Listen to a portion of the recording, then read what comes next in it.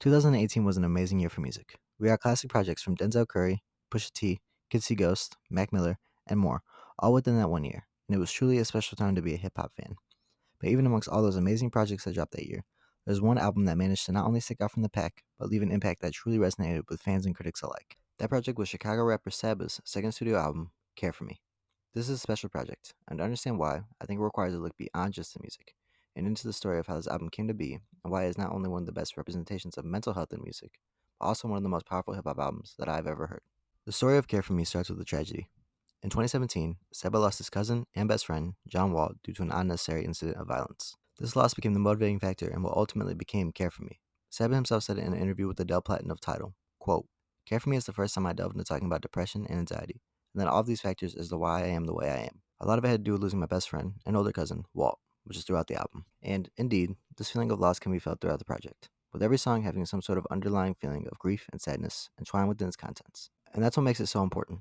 Grief is a topic that, while it has been explored in rap prior to Care For Me, I don't think it had been covered in quite the same way that it is here. This album, from top to bottom, is a real and intimate look into the effect grief has on the psyche of a person that's going through it, and the way that someone else's death really affects every aspect of your life. Saba explains the depression that he feels, the lack of motivation, and the way you tend to question the whole world when one of the people you love most in it is gone.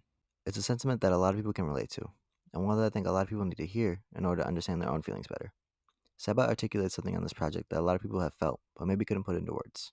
But Saba did, and that makes his words truly special. And the best display of this articulation can be seen in the final two tracks, Prom King and Heaven All Around Me. In Prom King, Saba tells the story of him and his cousin's relationship, beginning with the first section, Prom, where Walt sends Saba a text asking him his plans for the upcoming dance. Saba explains that he doesn't have a date, so Walt sets him up with a girl who we later learned is named Jada. From there, Saba tells the listener about how him and Walt grew closer, through interactions such as Saba lending Walt $30 to get his prom stuff, and then playing basketball together. All of this leading up to the night of the prom. Saba then tells the listener about the prom night and how it went down, including a tense moment where Jada's brother threatens him with a knife, a moment that highlights the inner city violence of Chicago and foreshadows the later events of the song. The second part of the song, King, tells the story of Saba and Walt's relationship beyond high school, and how the two ended up rolling together throughout their college lives and growing as artists. Saba explains that the two worked on projects together, how the two felt like they, along with the rest of their group, Pivot Gang, were going to take over. Things are going well at this point in the story, but then we reach the final verse, which is sort of the climax of the whole album, as Saba first explains an incident that happened while he was working on his album, where Walt called him to tell him that he had been shot at while driving around in Chicago. Saba freaks out, but Walt dismisses it and tells him that everything is okay. The two then go on as usual for the next 6 months, and over the course of those 6 months, Saba explains that things are going great, including doing Lollapalooza, dropping his first album, and selling out shows. It isn't until Seba gets another call, however, that things go bad. This call comes from a number that Seba doesn't have saved in his phone, but as it turns out, it is Walt's mother who's looking for her son. The song ends with Seba going out to look for Walt, but with no clear conclusion, though as a listener, we know that Walt has been killed, a fact that makes the outro of the song, sung by Walt himself, even more poignant and heartbreaking. This sentiment is further highlighted on the next and final track of the album, Heaven All Around Me. The song is rapped from Walt's perspective, as he comes to after his murder, not realizing he is dead, but slowly piecing things together as he tries to talk to his mom and friends, but nobody hears him. The chorus entitled Heaven All Around Me explains Walt's state after death, and the song acts as an end to his story and to the album.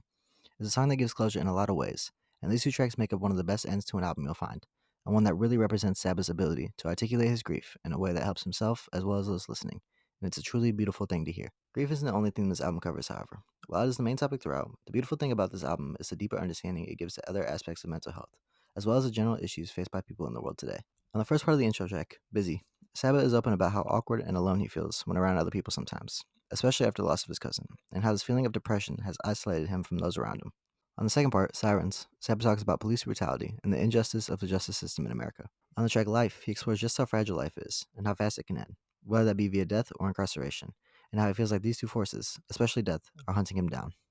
On the track Calligraphy, Saba talks about not wanting to even get out of bed due to the dread that he feels inside, and how he feels like he has a wall buzzed up inside his head that is preventing him from fully moving forward. All these tracks and all these themes, plus more throughout the project, really come together and culminate to paint a vivid picture of what it is like to deal with major mental health issues and struggles caused by grief and trying to live a normal life in a world that can feel so foreign and even hostile at times. And it's this picture that this album paints that makes it so special and why it has and will continue to make an impact on listeners.